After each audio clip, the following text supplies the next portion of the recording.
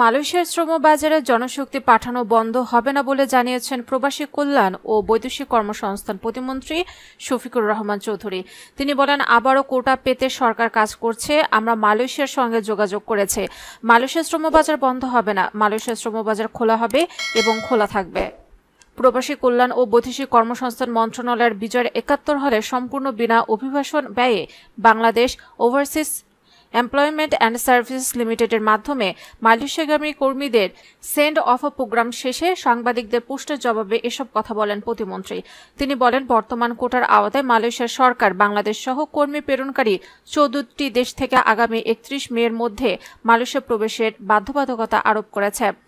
তবে আগামী ৩১ মের মধ্যে মালয়েশিয়ার কোটা অনুযায়ী সব কর্মী পাঠানোর লক্ষ্য নিয়ে কাজ চলছে জানিয়ে প্রতিমন্ত্রী বলেছেন, মালয়েশিয়ার কর্মী পাঠানোর সময় বাড়ানোর আবেদন করে আমরা একটি চিঠি পাঠিয়েছি।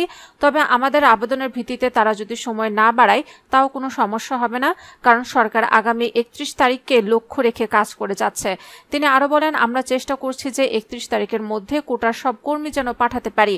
কোটার মধ্যে যতজন কর্মী বাকি রয়েছেন তাদের সবার মালয়েশিয়া যাওয়ার প্রক্রিয়া চলছে। কর্মীদের মালয়েশিয়া গমনের বিষয়ে প্রতিমন্ত্রী বলেন, সম্পূর্ণ বিনা অভিবাসন ব্যয়ে মালয়েশিয়ার কর্মী প্রেরণে সরকারের মহৎ উদ্যোগের জন্য প্রধানমন্ত্রীর প্রতি কৃতজ্ঞতা জানাই। প্রবাসীরা দেশের অ্যাম্বাসেডর, আপনাদের মাধ্যমে দেশের ভাবমূর্তি উজ্জ্বল হবে। সঠিকভাবে দেশের জন্য কাজ করতে হবে। আপনারা যে অর্থ উপার্জন করবেন তা সঠিক মাধ্যমে দেশে প্রেরণ করবেন। বৈধ পথে রেমিটেন্স প্রেরণকারীদের সরকারের পক্ষ থেকে রেমিটেন্স অ্যাওয়ার্ড দেওয়ার ব্যবস্থা করা হয়েছে।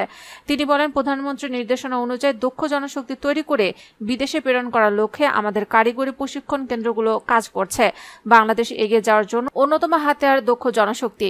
মুক্তিযোদ্ধারা বাংলাদেশকে স্বাধীন করেছেন। দেশকে সমৃদ্ধ ও স্মার্ট হিসেবে গড়ে তুলতে কাজ করছেন রেমিটেন্স যোদ্ধারা।